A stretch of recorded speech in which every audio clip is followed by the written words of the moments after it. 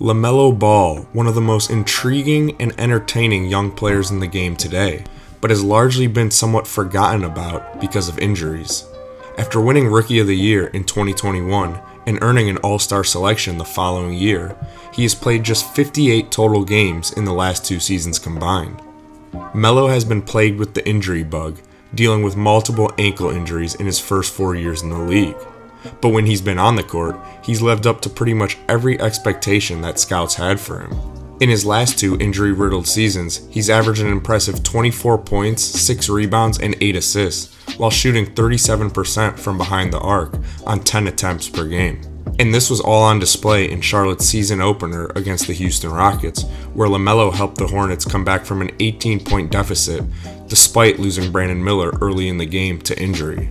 LaMelo started this game out utilizing his height on both ends. Here, he hits the deep three-pointer over the smaller Fred VanVleet, and then blocks VanVleet's shot from behind on the other end of the floor.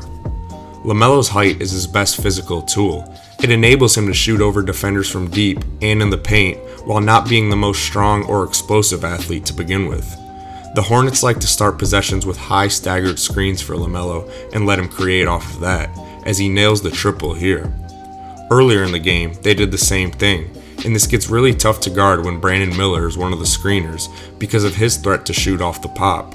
Here it is in the fourth quarter off of a sideline out of bounds play as Melo comes off the 2 screens and nails the step back 3.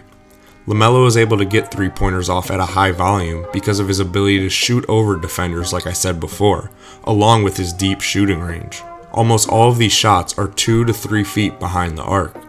While he's not as efficient as someone like Curry with these shots, he is still a threat and makes defenses guard him out there, which gives the Hornets a lot of space to operate on offense. Like here, they run a high ball screen for LaMelo and the gap defender's eyes are glued to him. Miller makes a great cut in space and Melo hits him with a nice bounce pass for the nasty jam. This deep threat ability also gives him more space to get by defenders. Just look at where Jabari Smith is guarding him at.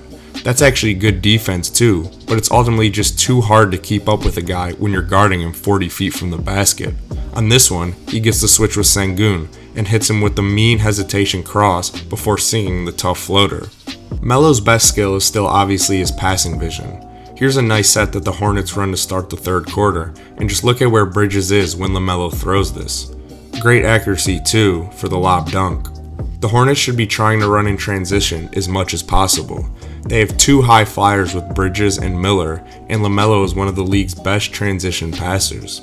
In my opinion, LaMelo's biggest problem has been that he's too dependent on his 3-pointer, so his game is very volatile. Over the last 2 years, over 50% of his shots have come from behind the arc.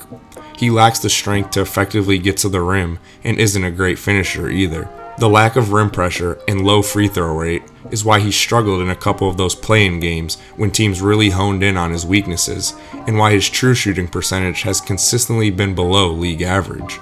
But he looked a lot more comfortable attacking the basket in this game and even got to the line 5 times, which is a very good sign for Hornets fans. Here, he attacks downhill and quickly changes direction before jump stopping and utilizing his height for the finish. LaMelo ended this game with a very impressive 34 points, 8 rebounds, and 11 assists on 70% true shooting. To sum it up, if LaMelo can limit his volatility and up his efficiency to even just league average this year, the Hornets will be in good shape. And with Brandon Miller improving by the second, I can definitely see the Hornets surprising some people this year and winning a decent amount of games in the regular season.